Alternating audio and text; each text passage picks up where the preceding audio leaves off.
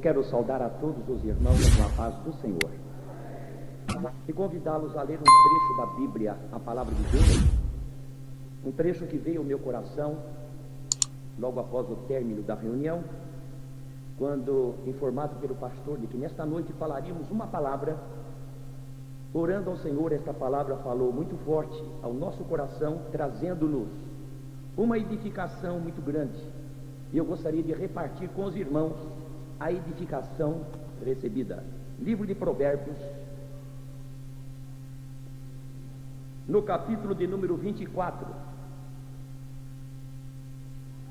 Provérbios capítulo 24, versículos 30 a 34, que nos falam assim. Provérbios capítulo 24, versos 30 a 34.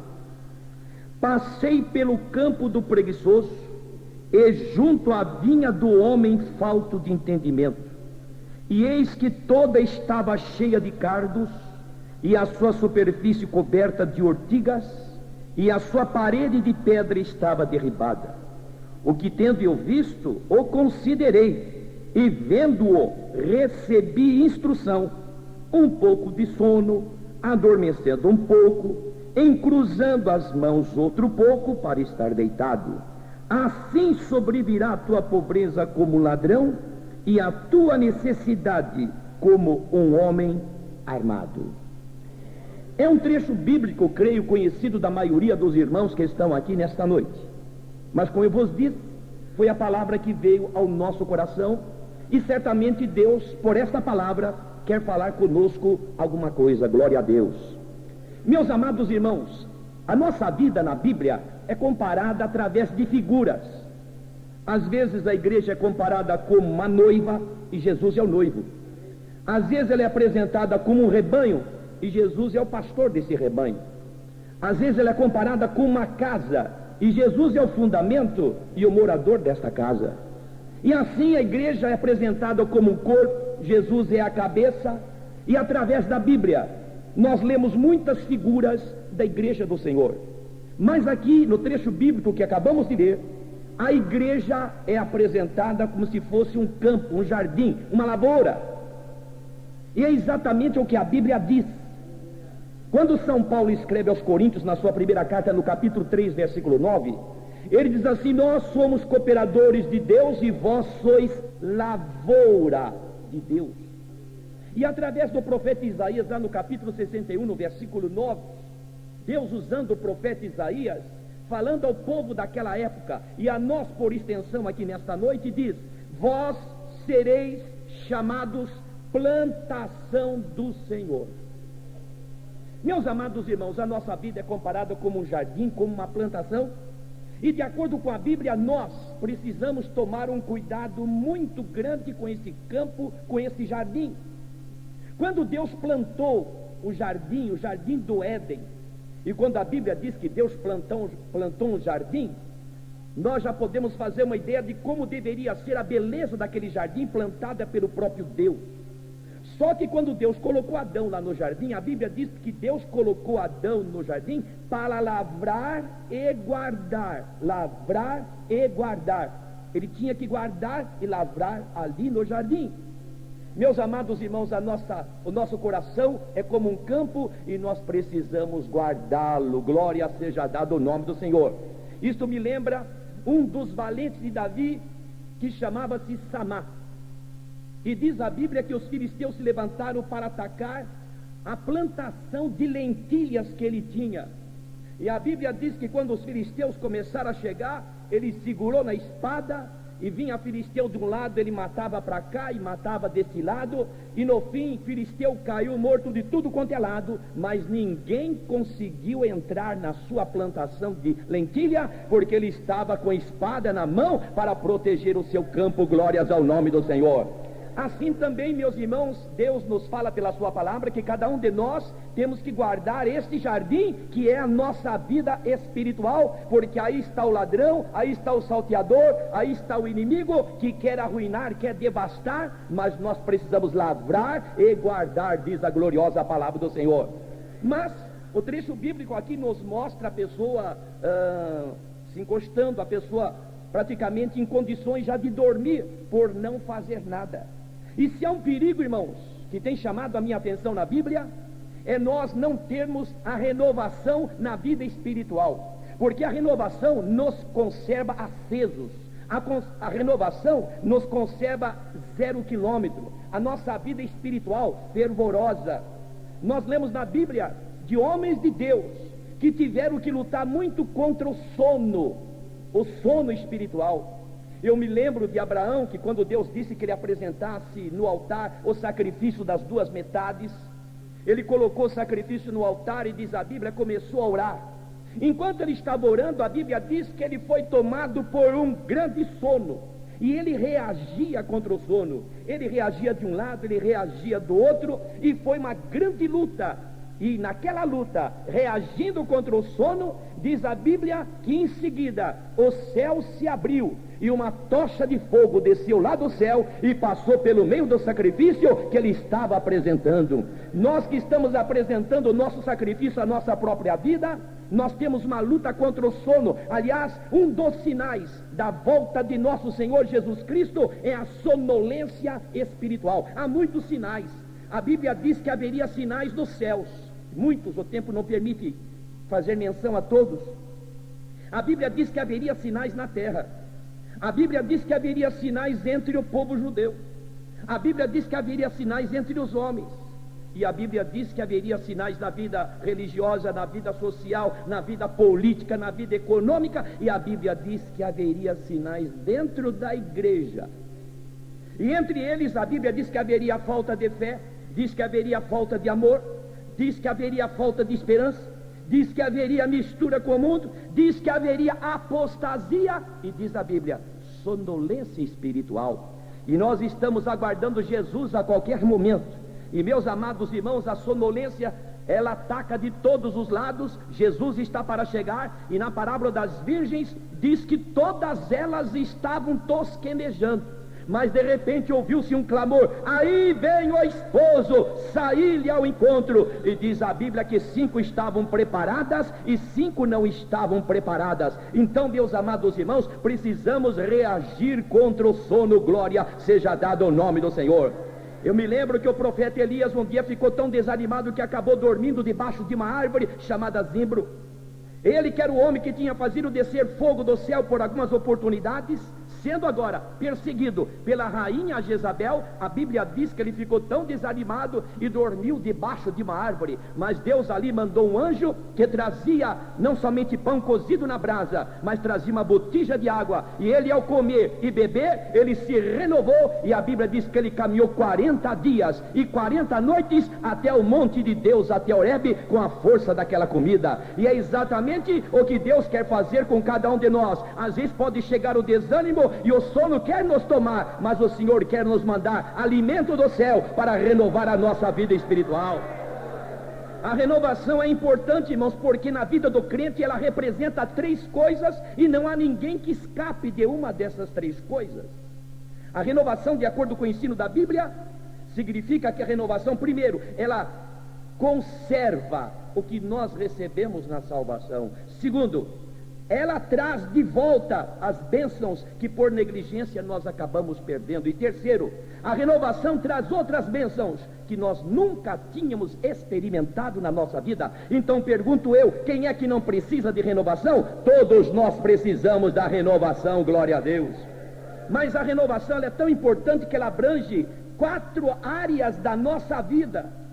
Ela abrange o entendimento, ela abrange o sentimento, ela abrange a vontade e ela abrange o poder de Deus na nossa vida. É a renovação do entendimento, porque a Bíblia diz: rogo-vos, pois, irmãos, pela compaixão de Deus, que apresentei os vossos corpos em sacrifício vivo, santo e agradável a Deus, que é o vosso culto racional. Não vos conformeis com este mundo, mas transformai-vos pela renovação, mas transformai-vos pela renovação, mas transformai-vos pela renovação do vosso entendimento, para que experimenteis qual seja a boa, a perfeita e agradável vontade do Senhor. Renovação do entendimento. Mas a Bíblia fala da renovação do sentimento, que Paulo, escrevendo aos Efésios, no capítulo 4, ele diz assim: e vos renoveis no espírito do vosso sentido. Mas a renovação abrange a vontade, irmãos. Aquela vontade que nós temos de servir a Deus, de ler a Bíblia, fazer a vontade do Senhor. Quando nós temos renovação, tudo aquilo continua na nossa vida, porque a vontade está sendo renovada, glória a Deus. Mas a renovação também do poder de Deus, o poder do Espírito Santo. Eu me lembro de Pedro lá no dia de Pentecostes, entre outros, recebeu o batismo com o Espírito Santo.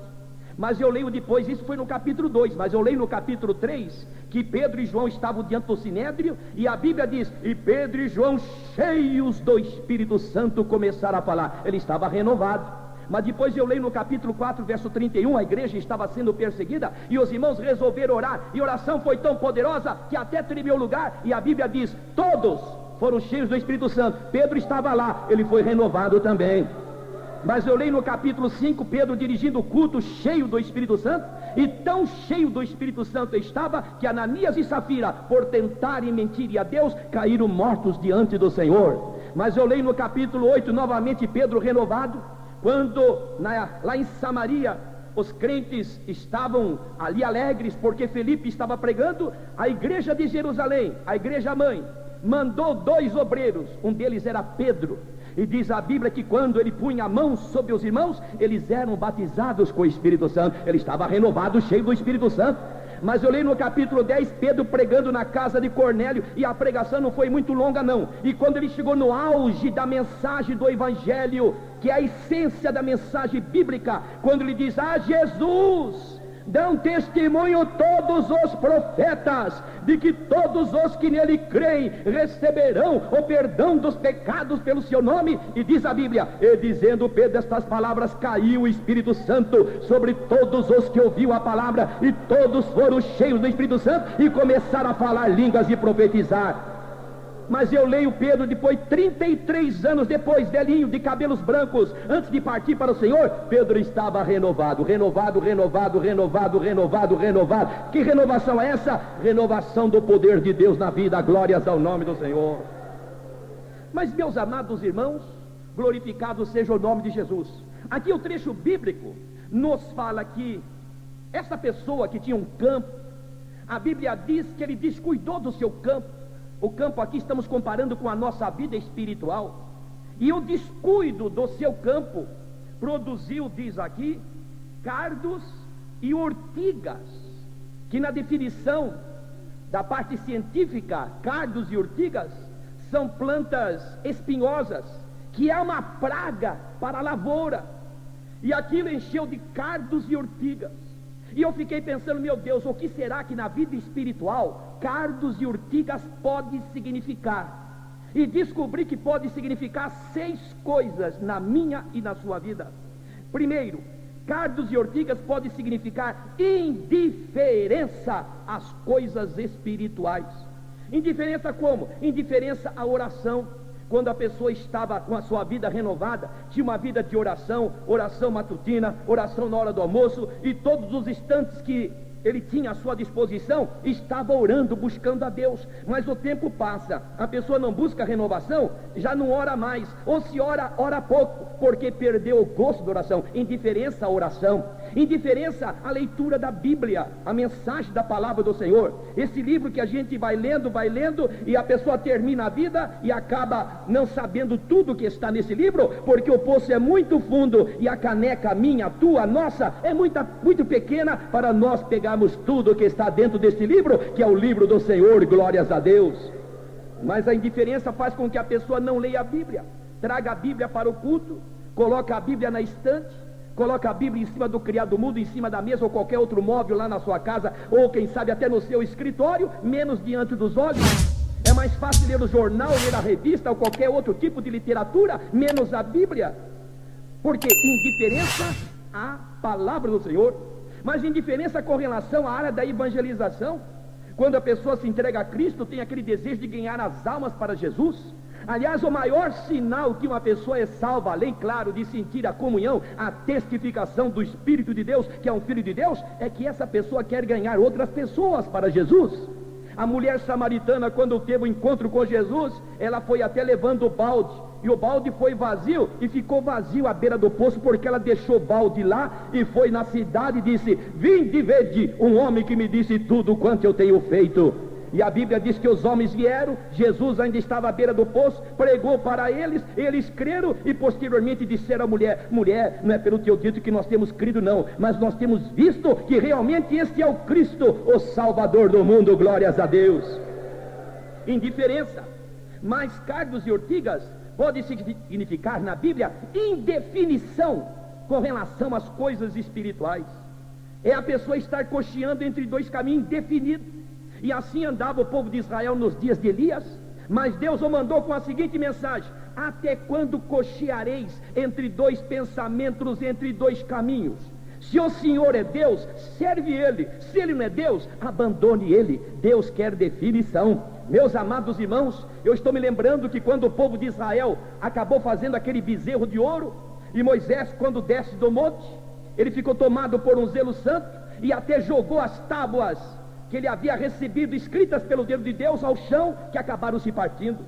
Mas depois Moisés tomou uma definição, com a vara na sua mão, como que passando uma risca, onde ele estava, uma linha divisória, ele disse: quem é do Senhor, passe para o lado de cá. Venha, quem é do Senhor, venha para cá. E um vem, outro não vem, dois vem, quatro fica, vem dois e fica cinco, e ficou um grupo para cá e um grupo para lá. E quando todos já tinham se definido, ele diz: ó levitas, levantai as vossas espadas e acabai com os que estão lá. Não sobrou um. Meus amados irmãos, definição. Há uma linha divisória entre os que estão do lado de lá e os que estão do lado de cá, os que estão do lado de dentro e os que estão do lado de fora. Mas que o Senhor nos ajude, que nós estejamos do lado de dentro, ao lado de Jesus, glória a Deus. Definição. E Deus quer definição do homem. E lá, numa das cartas dirigidas às igrejas da Ásia, a igreja de Laodiceia, o Senhor disse para aquela igreja: oxalá foras tu frio ou quente, mas porque tu és morno, eu vomitar-te-ei da minha boca. E eu fiquei pensando um dia sobre essa palavra, vomitar-te-ei. O vômito é uma coisa que o nosso corpo repugnou e jogou para fora, porque não suportou. E Deus disse: porque tu não és frio nem quente, eu vomitar-te-ei da minha boca, ou seja, eu te rejeitarei. Deus quer que o homem se defina na sua presença. Glória seja dada ao nome do Senhor. Então, cardos e ortigas, primeiro, pode significar indiferença. Segundo, pode significar indefinição. Terceiro, pode significar dúvida. Mas como dúvida? Primeiro, dúvida da palavra de Deus. Segundo, dúvida das promessas do Senhor, dúvida da sua fidelidade, que aliás foi a técnica que Satanás usou para derrubar Adão e Eva lá no jardim do Éden, lançando a dúvida nos seus corações. Mas que o Senhor nos ajude, irmãos, a termos a palavra de Deus como a revelação dos céus para os nossos corações. Quarto, cardos e ortigas pode significar pessimismo. Como pessimismo? Lembra do povo de Israel quando estava saindo da terra do Egito? Estavam chegando nas imediações do Mar Vermelho, e diz a Bíblia, irmãos, que Faraó saiu para alcançá-lo. E Faraó, diz lá o livro de Êxodo, que vinha atrás dizendo: alcançarei, perseguirei, a minha espada os ferirá. Ele já vinha até contando vantagem. E Israel ficou num verdadeiro beco sem saída, porque pela frente tinha o Mar Vermelho, atrás tinha Faraó, que a cada minuto se aproximava mais, e dos lados tinha as montanhas de Piairot. Eles estavam num beco sem saída. E alguns pessimistas começaram a dizer: por que nós não ficamos lá no Egito? Pelo menos a gente tinha até sepulcro para ser enterrado, morria, mas seria sepultado. Mas aqui nem lugar para ser enterrado nós somos. Pessimistas. Estou me lembrando daqueles espias que foram enviados por Moisés, em número de 12, entre eles estava Josué e Caleb. Eles foram espiar a terra, passaram pelos mesmos lugares, fizeram um levantamento de tudo que lá tinha e como que eram as coisas. E o povo está andando pelo deserto na expectativa de boas novas trazida pelos espias. E quando eles chegam, todo mundo se reúne. Só que para iniciar, a maioria é que tomou o primeiro lugar. 10 começaram a falar: a terra pelo meio da qual nós passamos a espiar é terra que consome os seus moradores. Lá os muros da cidade chegam até os céus, e nós parecíamos gafanhotos diante dos seus olhos. Irmãos, o pessimismo leva a pessoa até exagerar as coisas. O muro não chegava até ao céu coisa nenhuma. não tinha mais do que entre 8 a 12 metros de altura, dependendo da topografia do terreno. Mas a pessoa que é pessimista está aliado com a incredulidade, até exagera as dificuldades. E o povo, irmãos, que estava lá na expectativa de entrar numa terra que, segundo a promessa, manava leite e mel, que já vinham fazendo planos: vamos chegar lá, vamos plantar, vamos colher, vamos ser livres, vamos agora ter a nossa propriedade. Quando ouviram, diz a Bíblia que a congregação levantou a voz e chorou. Não diz que as mulheres e as crianças choraram, diz a Bíblia, a congregação, homens, mulheres, crianças, moços, levantaram a sua voz e choraram, mas choraram de raiva. E diz a Bíblia que disseram: vamos levantar um capitão e vamos voltar para a terra do Egito, porque esse Moisés aí, como diria alguém hoje, esse Moisés não está com nada. E se não fosse, irmãos, a palavra de Josué e Caleb, diz: espera aí, pessoal, na verdade lá tem até gigantes. E não era linguagem figurada, não. A Bíblia diz que lá estavam os netinins e os anzunins, que eram pessoas que tinham alta estatura. Só que Josué e Caleb, eles viram com outros olhos.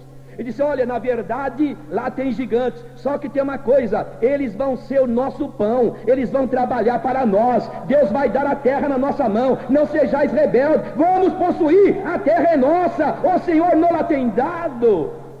Irmãos, que diferença, os mesmos olhos, só que 10 só viam problemas, só viam dificuldades, eram pessimistas, e 2 eram otimistas. E parece, irmãos, que de 12 pessoas, às vezes 10 é pessimista e 2 são otimistas, mas que nós estejamos enquadrados nos otimistas que crêem na fidelidade do Senhor, na sua palavra, porque Ele não é homem para que minta, e nem filho de homem para que se arrependa.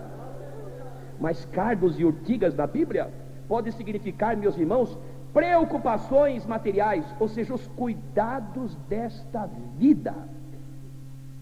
Jesus contou a parábola do semeador, e diz que o semeador sai a semear, e 4 qualidades de terreno: uma parte cai ali à beira do caminho, outra cai ali entre pedras, outra cai entre espinhos, e outra cai em boa terra.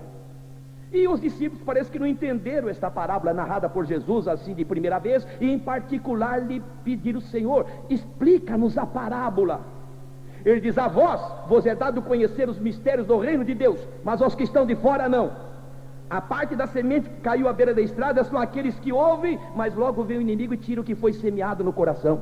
Aquela que caiu entre pedras são aqueles que a semente até penetra e vão até por algum tempo, mas depois vem o sol, não tem raiz e eles logo se secam. Mas aquela que caiu entre espinhos são aqueles que ouvem a palavra e começa até a árvore, a pequena planta começa a crescer, mas os espinhos vão crescendo junto. Só que os espinhos crescem mais do que a planta, sufocam a planta e matam a planta. E quando Jesus falou dos espinhos, ele diz: os cuidados desta vida. Foi por isso que São Paulo diz assim, meus amados irmãos, falando sobre o dinheiro, e às vezes nós ouvimos pessoas, quando falam sobre o dinheiro, cita um versículo da Bíblia errado. Tem pessoas que citam: o dinheiro é a raiz de toda espécie de males, e na Bíblia não está escrito assim. Na Bíblia está escrito: o amor ao dinheiro é a raiz de toda espécie de males. E diz São Paulo: alguns nessa cobiça se traspassaram a si com muitas dores. E conclui: mas tu, ó homem de Deus, foge destas coisas e segue a paz, a justiça e a verdade com aqueles que com o coração puro invocam o nome do Senhor. Glórias a Deus.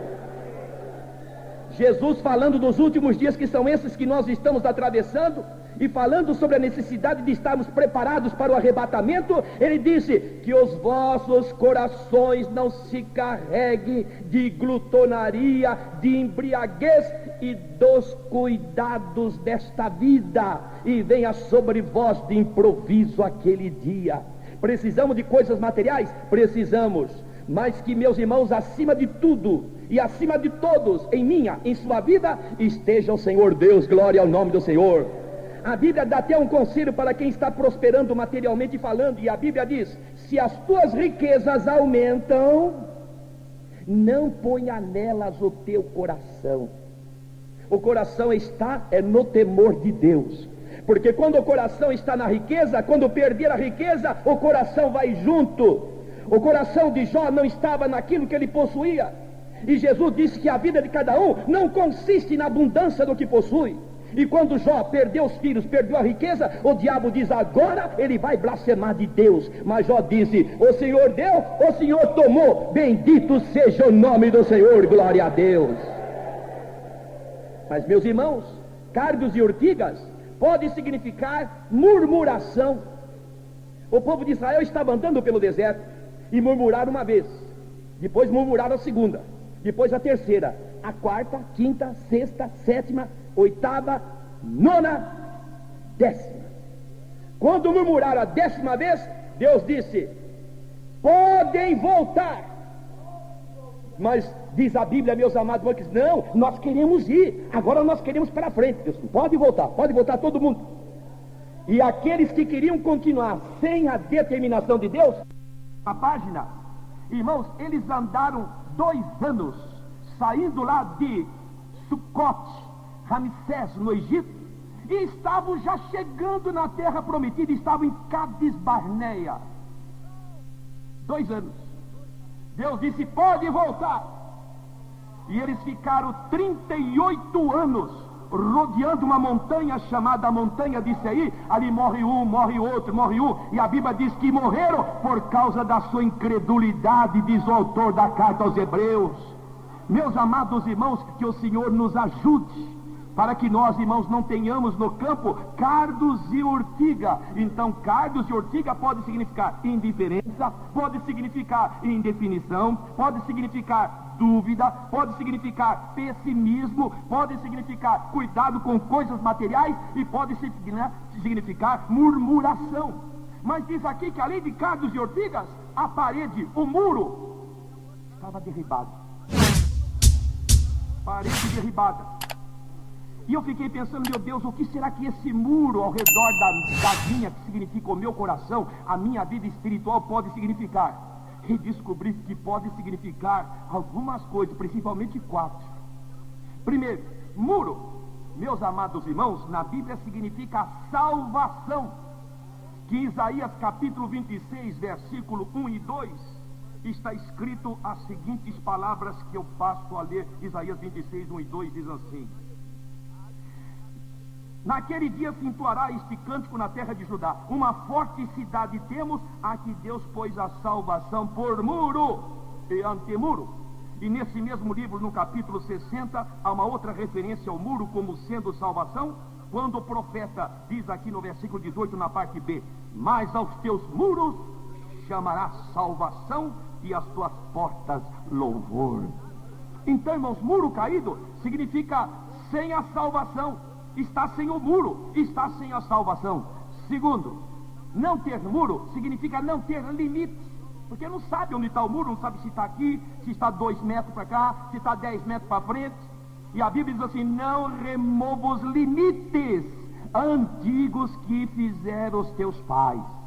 A igreja, irmãos, tem que ficar dentro do limite estabelecido por Deus na sua palavra. É bem verdade que alguns querem pôr o limite para lá, não, vamos alargar mais, porque assim fica a parede, o espaço mais livre, e o caminho fica mais largo, e a gente pode fazer o que quiser, o homem pode vir cabeludo, e a mulher pode cortar o cabelo, e está tudo bom. Deus quer é o coração, dizem eles, só que essa não é a doutrina da Bíblia. O que Deus quer não é o coração. A Bíblia diz que todo o vosso espírito, alma e corpo sejam plenamente conservados, irrepreensíveis, para a volta de nosso Senhor e Salvador Jesus Cristo. Escrevendo aos Coríntios, São Paulo diz assim: glorificai a Deus no vosso espírito e no vosso corpo, os quais pertencem a Deus.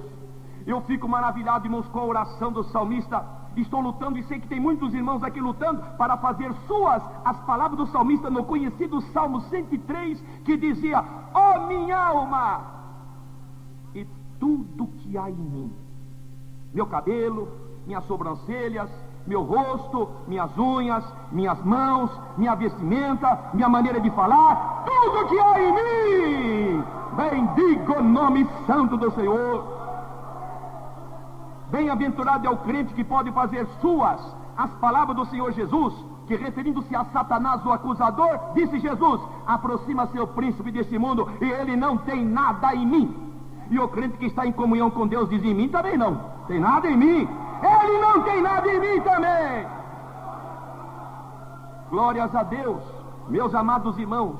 Então, muro removido, derribado, significa, primeiro, sem salvação. Segundo, significa que não tem limite. Faz o que quer, entra pessoas do jeito que quer, sai a hora que quer. E usando até a figura do Salmo 80, diz que Deus trouxe uma vinha do deserto e plantou. Só que, e aquela vinha é Israel, mas eles não vigiaram, então a sua parede de seba caiu. Aí entra o javali, entra animais ferozes, entra tudo dentro, não tem limite. Mas que o Senhor nos ajude, irmão, que dentro só entre Jesus. Glória seja dada ao nome do Senhor. Mas sem muro significa, irmão, sem proteção. Interessante que lá no Velho Testamento Deus tinha designado que se constituísse 6 cidades do refúgio. Aliás, colocado em pontos estratégicos do território que Deus lhes havia dado. E aquelas cidades, irmãos, ela era abrigo de uma pessoa que tivesse cometido um crime sem ter tido a intenção de cometê-lo. A Bíblia dá até alguns exemplos. Às vezes uma pessoa passando no alto do monte, distraído, sem saber, de repente tropeçava numa pedra, e aquela pedra rolava numa ribanceira, e tinha uma pessoa passando lá embaixo, e a pedra caía em cima da pessoa e matava. Então o parente do morto, os amigos, vamos vingar e matar ele também. Mas ele corria para a cidade do refúgio. Lá tinha o sumo sacerdote que se inteirava do seu problema, julgava a sua questão, e constatada a sua inocência, ele era recebido ali dentro. E dentro da cidade, que era rodeada de muro, ele estava sob a proteção do sumo sacerdote. Enquanto ele estivesse lá dentro, ninguém punha a mão nele. Só que tinha uma coisa: o vingador do sangue estava lá fora. Se aquela pessoa dissesse: sabe uma coisa, eu cansei de ficar aqui dentro, eu vou dar uma voltinha lá fora, vou ver como que estão as coisas lá fora. O vingador do sangue estava lá, era pôr a cabeça fora da porta, ele tomava vingança, e a culpa não era do sumo sacerdote, não. O sumo sacerdote só se responsabilizava pela pessoa dentro do muro. Irmãos, o nosso sumo sacerdote é Jesus, e nós estamos na cidade do refúgio, corremos para ele. Diz o livro de Provérbios: torre forte é o nome do Senhor, para ela correrá o justo e estará em alto retiro. Nós estamos abrigados em Jesus. Enquanto eu e você estivermos abrigados na cidade do refúgio, que é Jesus, Satanás fica rodeando lá fora, diz: eu acabo com ele um dia, eu vou acabar com aquele moço, com aquela moça, com aquele homem, com aquela mulher, com aquele ministro, com aquele pastor, com aquele evangelista, com aquela igreja. Mas enquanto a igreja estiver dentro do refúgio, o crente, ele fica somente lá fora, rodeando, bramando comunhão. Mas não saia para fora da porta. A Bíblia diz assim: se alguém romper um muro, uma cobra o morderá. Olha, irmão, do lado de fora do muro tem uma cobra que anda 24 horas por dia. E quem é essa cobra? Porventura não é aquela de Apocalipse, capítulo 12, verso 10, onde João, vendo um personagem ser precipitado do céu, e o identificou como sendo a antiga serpente chamado Satanás e Diabo? É ele mesmo que está rodeando, como diz São Pedro, que o diabo está como um leão, bramando, buscando a quem possa tragar. Deixa o muro levantado e não deixe brecha. Glória seja dada ao nome do Senhor. Não saia para fora da porta. Naquela noite em que haveria de ter a praga dos primogênitos na terra do Egito, por ocasião da saída de Israel, Deus recomendou que cada família israelita deveria pegar um cordeiro que deveria ser sacrificado, o sangue deveria ser espargido nos umbrais e nas vigas das portas, e acrescentou Deus, finalizando e dizendo: nenhum de vós saia para fora da porta, porque vai passar o anjo da destruição, e nas casas onde não houver sangue, ele entrará e haverá praga de mortandade. Olha, não podia ser Moisés, podia ser Arão, podia ser Miriam, qualquer um daqueles homens de destaque ou mulheres daquela época. O anjo da destruição não respeitava a posição, título, respeitava sangue. E a pessoa do lado de dentro, glória seja dada ao nome do Senhor. Irmãos, o diabo não respeita título, se a pessoa é pastor, 10, 20, 30, 50 anos, não importa a posição. O diabo só respeita quando eu e você estivermos debaixo do sangue de Jesus. Glória ao nome do Senhor.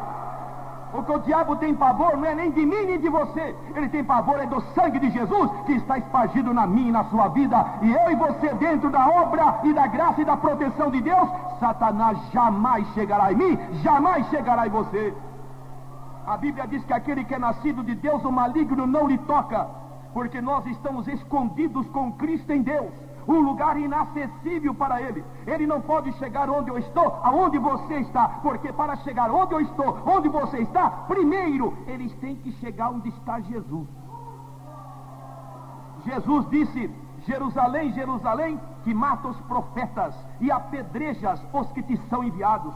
Quantas vezes eu quis ajuntar os teus filhos, como a galinha junta os pintainhos debaixo das suas asas, e tu não quiseste. Ele estava falando para os judeus. Eles não quiseram, ele veio para o que era seu, os seus não o receberam, mas nós o recebemos, e nós estamos debaixo das asas do Senhor. Como diz o Salmo 91, aquele que habita no esconderijo do Altíssimo, à sombra do Onipotente descansará. Direi do Senhor: Ele é meu Deus, meu refúgio, minha fortaleza, e nele confiarei, porque Ele te livrará do laço do passarinheiro e da peste perniciosa. Ele te cobrirá com as suas penas, e debaixo das suas asas estará seguro. E para alguém acertar eu, primeiro tem que acertar em Jesus. Se o pintinho está debaixo das asas da galinha, e a gente jogar uma pedra no pintinho, acerta na galinha. E quem joga uma pedra num crente que está em comunhão com Deus, acerta em Jesus. Glória seja dada ao nome do Senhor. Saulo ia indo pela estrada para chegar na cidade de Damasco. Ele queria prender os cristãos que lá estavam. Ele ia com cartas, com autoridade. Mas quando está se aproximando, uma luz mais forte do que o sol lhe aparece. Ele cai por terra e diz: Quem és? Eu sou Jesus a quem tu persegue.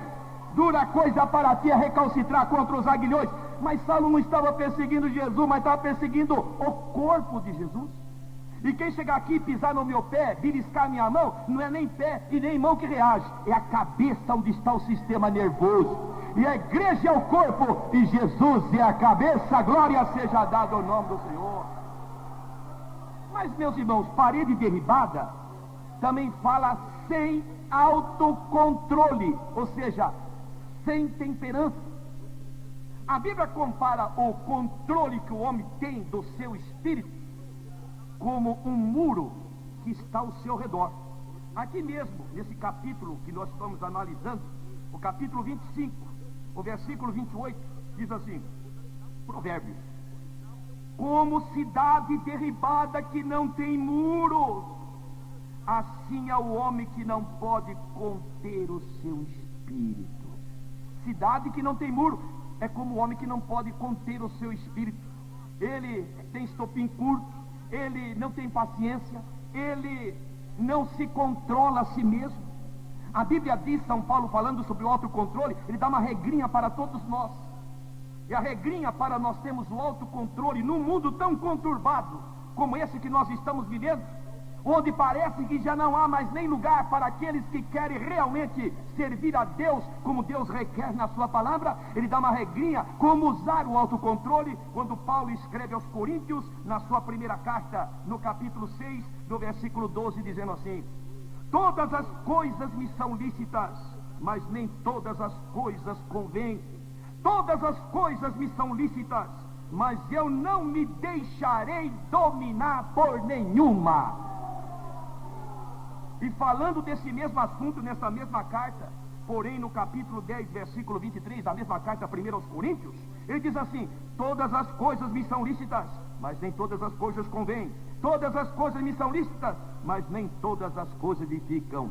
Eu não me deixarei dominar por nenhuma. Nenhuma dessas coisas. O nosso coração deve ser dominado pelo poder da presença de Deus e da sua palavra. Meus amados irmãos, cidade ou uma herdade, um campo que estava com a parede derribada, cheio de cardos, cheio de urtigas, parede derribada. E diz mais: o homem estava cochilando, cruzou o braço, abriu a boca com sono. Dali a pouco, diz a Bíblia, estava deitado, dormiu. Meus irmãos, e é um perigo de dormir, porque de acordo com a Bíblia, entre outras coisas, quando na vida espiritual nós dormimos, não é o sono, irmãos, da tranquilidade, descanso do corpo. Esse é até bom para quem trabalha, porque a Bíblia diz assim: doce é o sono do trabalhador. Agora, para quem não trabalha, ele fica com insônia porque não trabalhou, não cansou. Mas diz assim: doce é o sono do trabalhador. Não é esse sono que eu estou falando, que é necessário, porque isso aqui é carne e osso. Se não descansar no dia seguinte, não tem energia nem para fazer nada. Eu estou falando, irmãos, a sonolência espiritual. E há um perigo, e eu descobri que, entre outros, tem 6 perigos.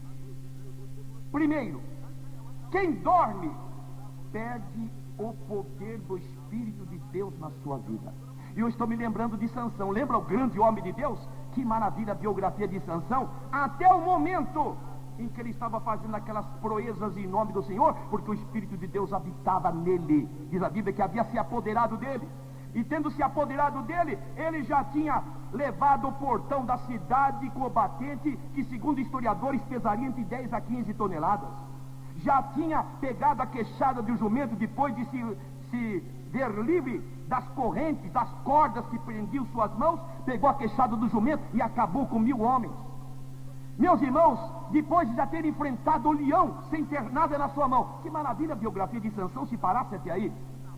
Mas eu leio na minha Bíblia que ele começou a brincar com aquilo que Deus havia dado a ele. Deus tinha dado aquele poder a Sansão, irmãos, não é para ele ficar se exibindo diante de uma mulher. Olha, me amarra aqui que não ascar, olha, me amarra aqui, e amarra, ficou se exibindo. Deus dá poder para nós, não para ninguém ficar se exibindo diante de quem quer que seja. Deus dá poder para nós usarmos para a glória do seu nome.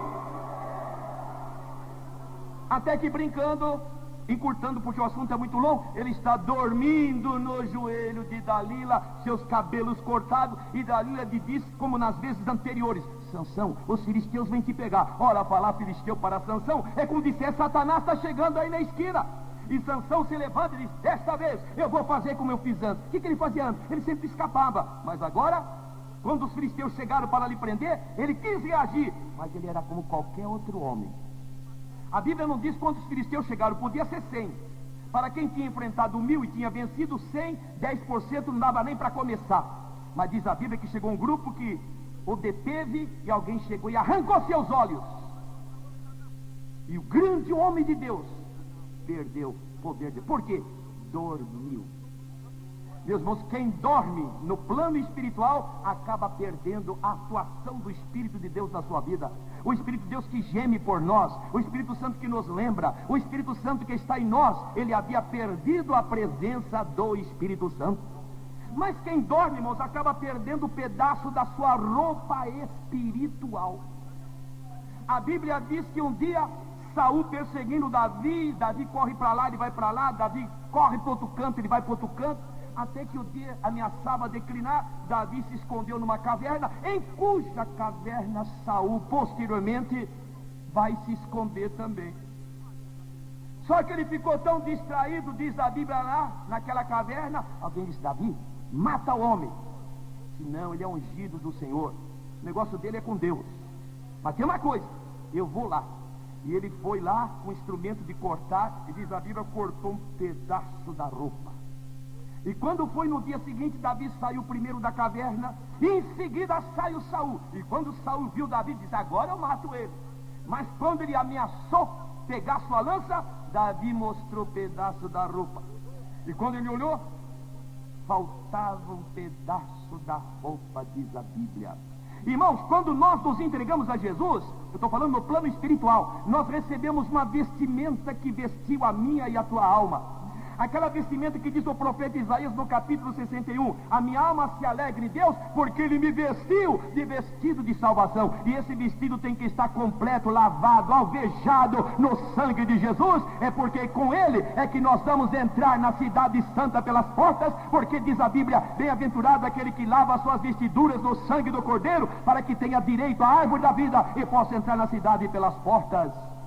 Mas se não vigiar, lá diz o livro de Provérbios no capítulo 16, diz assim: a sonolência resulta em trazer vestidos rotos, rasgados, faltando pedaços.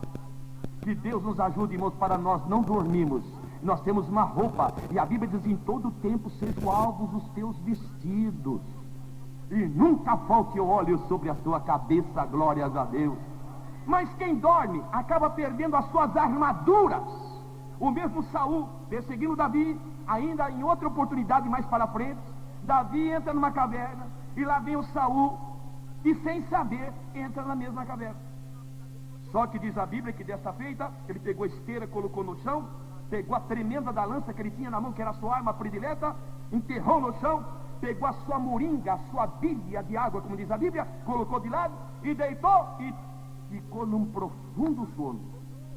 E novamente os homens de Davi, ali escondido, Davi, mata ele. Ele quer matar você, então mata ele primeiro. Não, ele é ungido do Senhor. Quem estendeu a sua mão contra o ungido do Senhor e ficou vivo? Mas ele foi lá, mas eu vou lá. Aí ele foi, pegou a lança, pegou a moringa de água e saiu. E quando Saul acordou no dia seguinte, cadê a lança dele? Cadê a moringa, a bilha de água? Já haviam sido levadas porque ele dormiu. Quem dorme perde a lança. Irmãos, nós temos uma arma poderosa na nossa mão. Mas se nós dormimos, alguém vem e leva a lança. É por isso que diz a Bíblia, guarda bem o que tens, para que ninguém tome a tua coroa. Mas ele perdeu a bilha de água. A bilha de água fala de um coração transbordante, irmão. Um coração alegre. Um coração, irmãos, que está saltando de prazer na presença do Senhor. Porque assim é a pessoa regenerada. É como uma fonte que salta, diz a palavra do Senhor. Mas a pessoa, quando dorme espiritualmente falando, ele vai sendo minado, vai sendo roubado. Dali a pouco ele vem para o culto e não tem alegria. Fica no culto e não dá um glória a Deus. Há crentes que vêm para o culto que parece uma estátua sentada no banco. Ele não abre a boca para não dar um glória a Deus, ele nem pisca os olhos, porque ele está vazio, a Bíblia foi levada embora. Mas se você perdeu nesta noite, Deus pode trazer de volta para você. Ora basturianda laia. Mas irmãos, quem dorme, fala o que não deve. Tem pessoas, irmãos, que de noite falam um monte de coisa. Eu tenho um irmão que quando ele está dormindo, ele conta tudo o que aconteceu durante o dia. E quem dorme na vida espiritual, irmãos, fala coisas que não deve. Vamos ver um homem que estava dormindo? Um grande homem de Deus, só que fracassou um dia. E quem era esse homem? O único homem que Deus, referindo-se a ele, disse: achei a Davi, homem segundo o meu coração, e com meu santo óleo eu ungi. Esse homem cobiçou a mulher de Urias e não ficou na cobiça não. Ele acabou trazendo a mulher para o palácio, e depois do pecado praticado, ele até fez com que o marido da mulher ficasse no campo de batalha para que fosse o primeiro a morrer. E o homem era valente, fiel ao rei, e acabou morrendo, defendendo a pátria. E parece que tudo ficou bonito. Foi passando 1 mês, 2 meses, 3, 4, 5, e tudo como se nada tivesse acontecido. Há pessoas que pensam que Deus esquece do pecado cometido lá atrás.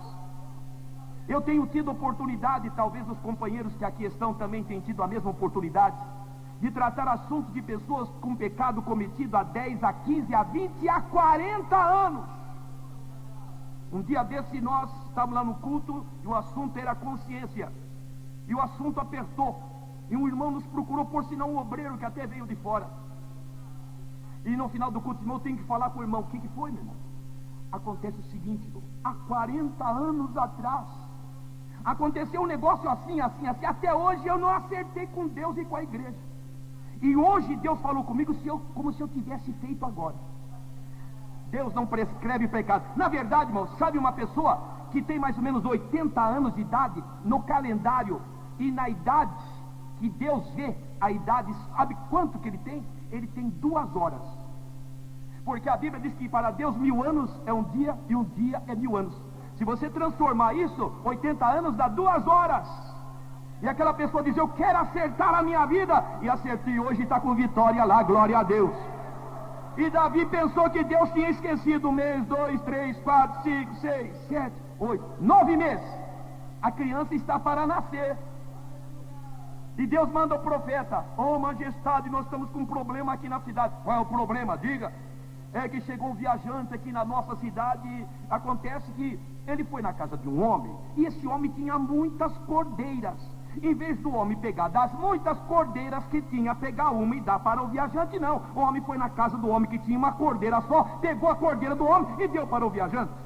Davi diz: primeiro, ele vai ter que devolver a cordeira do homem, e depois mata ele. Ele é digno de morte. O profeta Natã olhou para ele e disse: tu és esse homem, é você mesmo.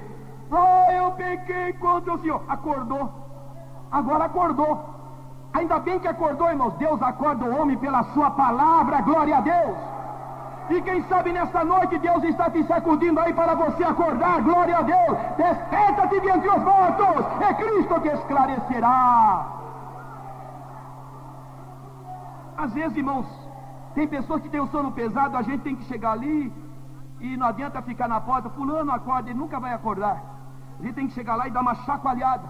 E às vezes no culto, irmão, Deus fala, meus filhinhos, que coisa maravilhosa. Mas às vezes ele fala, miserável, pobre, cego e nu. Às vezes ele tem que falar forte, porque tem pessoas que têm o sono pesado e precisa uma palavra assim que sacuda para ele acordar. Mas que nessa noite alguns acordem, encontre a vitória do Senhor, glória a Deus. Mas quem dorme está sujeito a morrer sem saber do que vai morrer. A Bíblia fala de um inimigo, um capitão, que era daquelas nações cananeias, que um dia morreu estando dormindo. Ele fugia, entrou na casa de Jael, que até era uma mulher. E a Bíblia diz que a mulher o matou. Ele estava dormindo, morreu dormindo.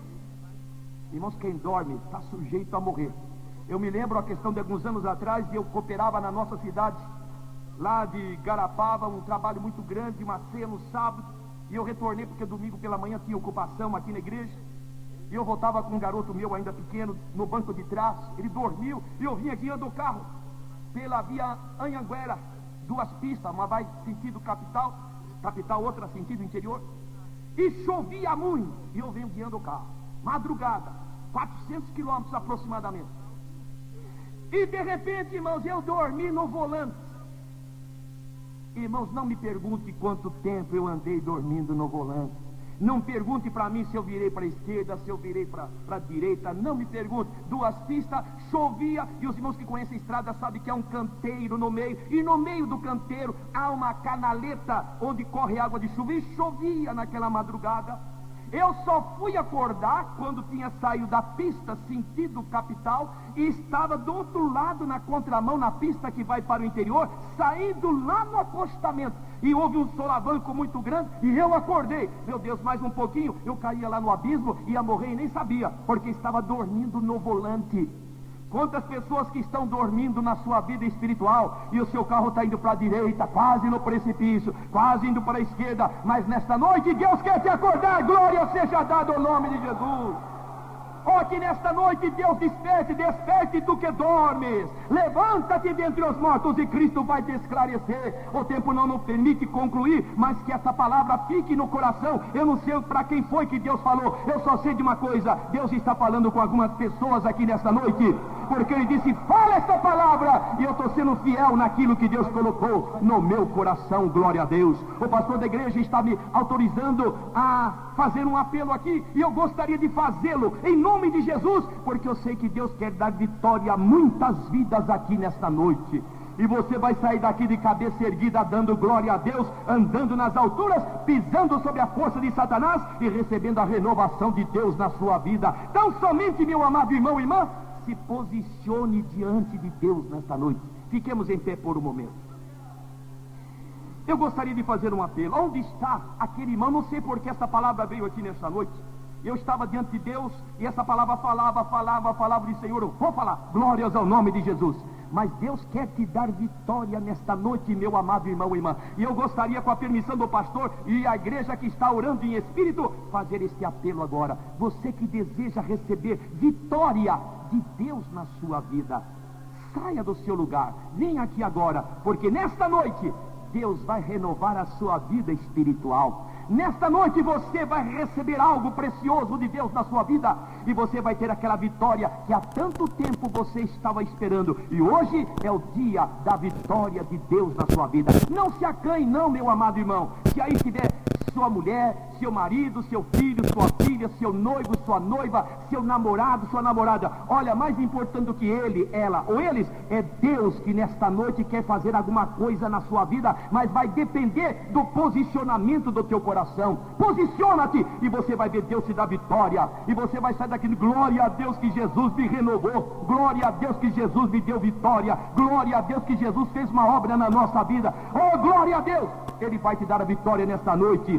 glória a Deus. Se houver aqui nesta noite uma pessoa que não é crente, o apelo também está sendo feito a você. Se você quer receber essa graça, esse perdão, essa libertação, essa comunhão, essa felicidade, esse transbordamento, essa paz, essa convicção, Deus vai dar para você também. Venha do jeito que você estiver. Pode vir com o seu problema, pode vir com a sua luta, pode vir com a sua dificuldade, pode vir com a sua enfermidade, pode vir como você estiver, porque aquele que promete e garante, ele diz: aquele que vem a mim, de maneira nenhuma eu lançarei fora. Glórias a Deus. Nós vamos orar em nome de Jesus. Meu amado irmão, eu não sei como que está aí o teu campo, o teu jardim. Eu não sei se ele não está cheio de cardos e urtigas. Eu não sei se a parede não está derribada. E quem sabe até mesmo você já está dormindo, mas nessa noite ele quer acordar você. E você vai acordar, você vai cuidar do seu campo, você vai levantar o muro, e você vai arrancar cardos, vai sair toda ortiga, o teu campo vai ser florido, o teu campo vai ser abundante, você vai ter alegria, você vai ter paz, você vai ter gozo, você vai ter comunhão com Deus. A bênção de Deus voltará a atuar na sua vida. Ora baixala barrati era basurianda lá. Ia pacandala basurianda. Eu não sei o que foi que Deus falou com você, meu irmão. Deus não manda recado para ninguém. Ele falou com os que estão aqui nessa noite. Se Ele falou com você e você sente uma necessidade, não fique no teu lugar. Posiciona-te, porque Deus vai te ajudar. Posiciona-te e Deus vai te dar vitória. Você só vai sair daqui do jeito como você entrou, se você quiser, porque alguém está aqui e é o Senhor, pelo seu Espírito, para fazer em você e com você uma obra preciosa e maravilhosa.